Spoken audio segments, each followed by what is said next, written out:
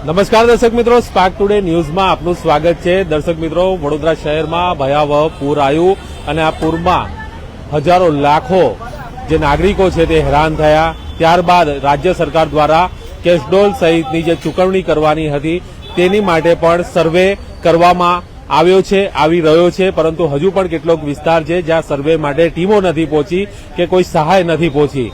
આવી જ એક સમસ્યા છે ઉંડેરા વિસ્તારની। ઉંડેરા વિસ્તારમાં જે નવી નગરી આવેલી છે ત્યાંના જે રહેવાસીઓ છે ત્યાંના વિસ્તારમાં હજુ સુધી 40% જેટલો જ સર્વે થયો છે અને જે રાશનની કીટ હોય તે પણ આ વિસ્તારમાં પહોંચી નથી।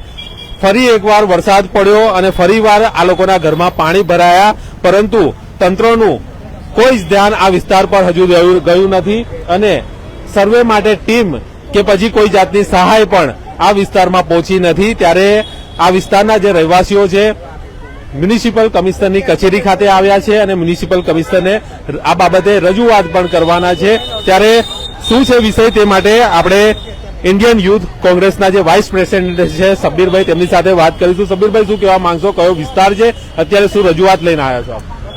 આ વિસ્તારની સમસ્યા છે જે વડોદરા મહાનગરપાલિકામાં સમાવેશ ઉંડેરા ગામની વિસ્તાર છે। જ્યારે વડોદરા શહેરમાં સમાવેશ ત્યારે મોટી મોટી લોભાવની લાલચ આપીને અમારું ગામ જે શહેરમાં લઈ ગયા તો કે શહેરમાં લઈ જઈને તમારું ગામના ડેવલપમેન્ટ કરીશું, સુંદર શાકાહારી એવું બનાવીશું। પણ આજે એવું ખબર પડી કે અમારું ગામ એ ગામ જ હતું, કેમ કે ગામ હતું ત્યારે આજ દિન સુધી પાણી ભરાયા નહીં અને કોઈ મુશ્કેલીઓ થઈ નહીં। જ્યારથી વડોદરા મહાનગરપાલિકામાં સમાવેશ કર્યો ત્યારથી આજ દિન સુધી આ વિસ્તારમાં કોઈ અધિકારી હોય, કાઉન્સિલર હોય, ધારાસભ્ય હોય, કોઈ આ વિસ્તારને દેખ્યો નથી, કેમ કે તેમને માલ મલાઈ ખાધેલી જ છે ખાલી એના લીધે, કેમ કે તેમને વેરાસી મતલબ છે। કેમ કે આ પ્રજા એટલી દુઃખી છે કે આજે એમને અહીં મ્યુનિસિપલ કમિશનર સુધી આવવું પડે છે, કેમ કે આ પ્રજાએ વોર્ડ નંબર 8ના અધિકારીઓને કમ્પ્લેનો કરેલી છે, બધું કર્યું તો પણ આજ દિન સુધી વડોદરા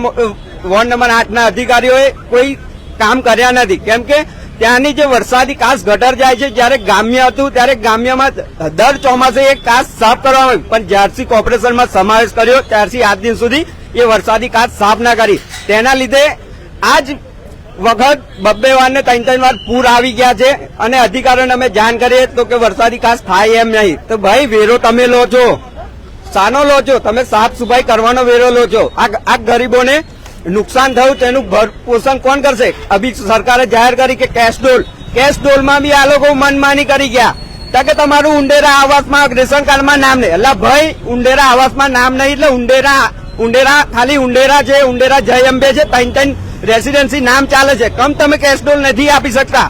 તમે કેશડોલ હાલો આ ગરીબોને અને પાછા આ લોકો કે અમે કીટો આલી। જયારે આ વિસ્તારમાં ઊંડું છાતી સુધી પાણી હતું તો આ વિસ્તારને કીટો મળવી જોઈએ, પણ આ અધિકારીઓ ને આ જ નેતાઓએ તેમની મિલીભગતના લીધે અલગ વિસ્તારમાં જઈને આ લોકોનો હક જે બનતેલો કીટનો તે કીટો બીજે જઈને ભાજપના નેતાઓએ એમના કાર્યકર્તાઓને આપી દીધી છે। ખુલ્લે આક્ષેપ છે મારો। સબીરભાઈ, એક વાત કરશું કે જે રીતે પહેલી તો સહાય હજી મળી જ નથી, પહેલા જે પૂર ભરાયા, પાણી ભરાયા એનો સર્વે થયો નથી, ત્યાર હવે ફરી એકવાર પાણી ભરાયા, કઈ રીતે જોઈ રહ્યા છો? પહેલી વાર ભરાયું તોય સહાય ના મળી, બીજી વાર ભરાયું તો સરકાર તો મોટી મોટી વાતો કરી અને લોકો વડોદરાને જેવા કે લોલીપોપ ચુસાડી જતા રહે એવી રીતે જતા રહ્યા, ત્યારે તો થોડી સહાય આલી એટલે 40% સર્વે કર્યો।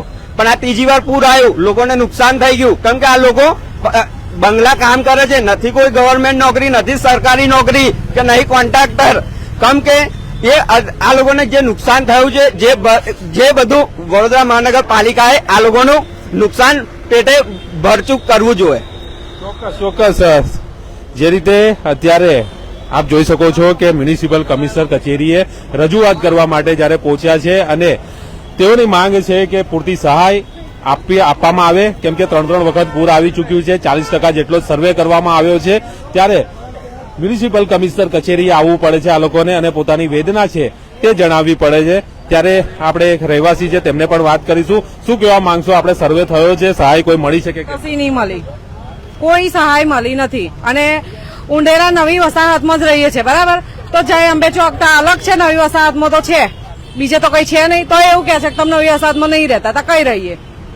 મકાન છે ત્યાં મકાન છે ત્યાં રહે છે તો બી એ લોકો સહાય નહીં મળે એવું કે છે તો પછી કઈ રીતે ત્યાં કઈ રહીએ અમે તમે આઈને ઘેર આઈને જોઈ જાઓ એવું તો જોવું પડે ને એ લોકોને આગળ ઇલેક્શન આવે છે હવે એ કશું વોટિંગ ના મળે ચોક્કસ તો જે રીતે વાત કરવામાં આવે તો અત્યારે જે મહિલા છે તેઓ પોતે જ જણાવી રહ્યા છે કે લોકોને જવાબ આપવામાં આવે છે કે તમે અહીંયા નથી રહેતા મકાન તેમના ત્યાં છે પોતે ત્યાં રહે છે છોકરાઓ ત્યાં છે ત્યારે આ પ્રકારનું જે એમની માંગ છે ક્યાંક ને ક્યાંક તેઓ રજૂઆત કરવા માટે તો પહોંચ્યા છે પરંતુ જે રીતે સરકાર કહી રહી છે અને વિસ્તારના જે કાઉન્સિલરો પણ કહી રહ્યા છે ત્યારે હજુ સુધી આ સહાય નથી મળી ત્યારે જ આ લોકો પરિવારોને અહીંયા આવવું પડે છે અને રજૂઆત કરવી પડે છે 3 વખત પૂર આવી ચૂક્યું છે લોકોના ઘરમાં પાણી ભરાઈ ચૂક્યા છે પરંતુ તંત્ર તરફથી કોઈ સહાય આ લોકોને મળી નથી અને તેના જ કારણે હવે મ્યુનિસિપલ કમિશનર કચેરીએ આવી અને મ્યુનિસિપલ કમિશનરને તેઓ રજૂઆત કરવાના છે